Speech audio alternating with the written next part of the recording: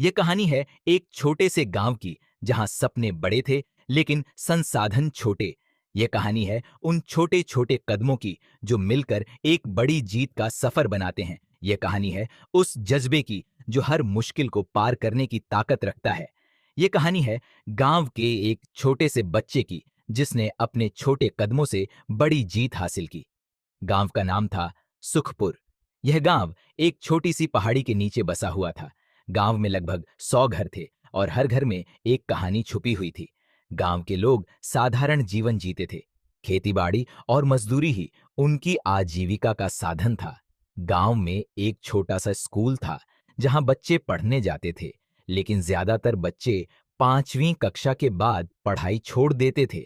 उनके लिए पढ़ाई से ज्यादा जरूरी खेतों में काम करना होता था। गांव के एक छोटे से घर में रहने वाले रमेश की कहानी भी कुछ ऐसी ही थी। रमेश 10 साल का था और 5वीं कक्षा में पढ़ता था। उसके पिता किसान थे और माँ घर का काम संभालती थी। रमेश के 2 छोटे भाई भी थे जो अभी स्कूल नहीं जाते थे। रमेश को पढ़ाई से बहुत लगाव था, लेकिन उसके पिता चाहते थे कि वह खेतों में काम करे और परिवार की मदद करे।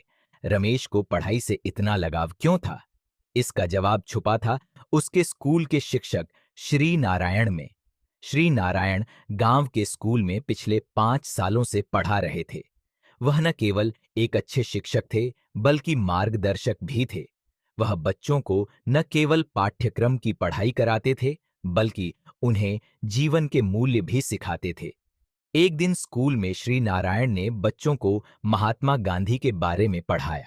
उन्होंने बताया कि कैसे गांधी जी ने छोटे छोटे कदमों से भारत को आजादी दिलाई।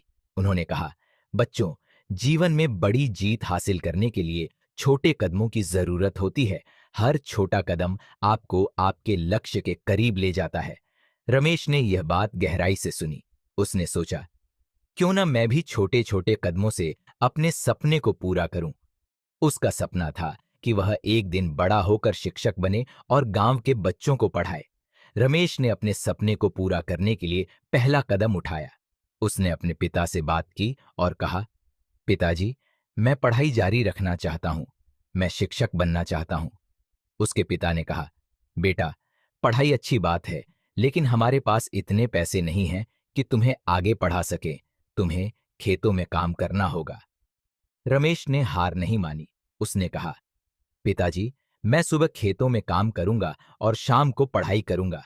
मैं अपने सपने को पूरा करने के लिए मेहनत करूंगा। रमेश के जज्बे को देखकर उसके पिता ने हां कर दी। रमेश ने अपनी पढ़ाई जारी रखी। वह सुबह खेतों में काम करता और शाम को स्कूल जाता। उसकी मेहनत और लगन को देखकर श्री नारायण ने उसकी मदद करने का फैसला किया। रमेश की मेहनत रंग लाने लगी। वह कक्षा में हमेशा प्रथम आता। उसकी लगन और मेहनत को देखकर गांव के लोग भी प्रभावित हुए।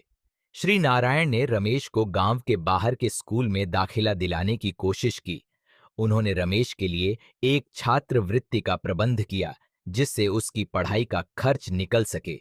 रमेश ने गांव के बाहर के स्कूल में दाखिला लिया।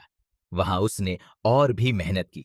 उसने न केवल पढ़ाई में बल्कि खेल-कूद और अन्य गतिविधियों में भी बढ़ चढ़कर हिस्सा लिया। उसकी मेहनत और लगन ने उसे स्कूल का सबसे प्रतिभाशाली छात्र बना दिया। रमेश ने अपनी पढ़ाई पूरी की और शिक्षक बनने का सपना पूरा किया। वह गांव वापस आया और स्कूल में शिक्षक के रूप में नियुक्त हुआ। उसने गांव के बच्चों को पढ़ाना शुरू किया और उन्हें जीवन के मूल्य सिखाए। रमेश की कहानी ने गांव के लोगों को प्रेरित किया।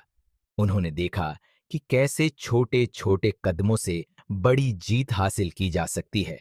गांव के बच्चों ने भी पढ़ाई पर ध्यान देना शुरू किया और धीरे धीरे गांव का विकास होने लगा।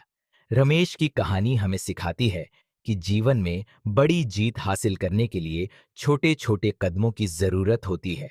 हर छोटा कदम हमें हमारे लक्ष्य के करीब ले जाता है। रमेश ने अपने छोटे कदमों से न केवल अपने सपने को पूरा किया बल्कि गांव के विकास में भी योगदान दिया। यह कहानी हमें प्रेरित करती है कि हम भी अपने सपनों को पूरा करने के लिए छोटे छोटे कदम उठाएं और मेहनत करें, क्योंकि छोटे कदम ही बड़ी जीत का सफर तय करते हैं।